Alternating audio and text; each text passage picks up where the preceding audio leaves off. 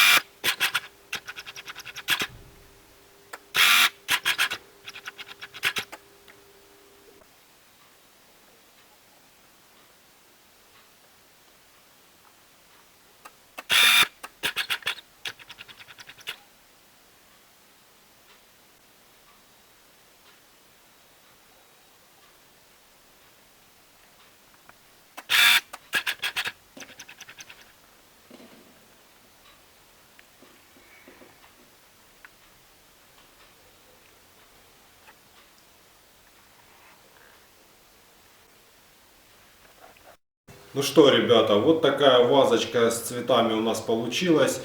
Не знаю, можно ли считать это новогодним подарком и какой подарок можно считать новогодним. Но вот такое вот изделие у меня получилось. Надеюсь, кому-то понравится. Участникам остальным желаю удачи. Всем пока!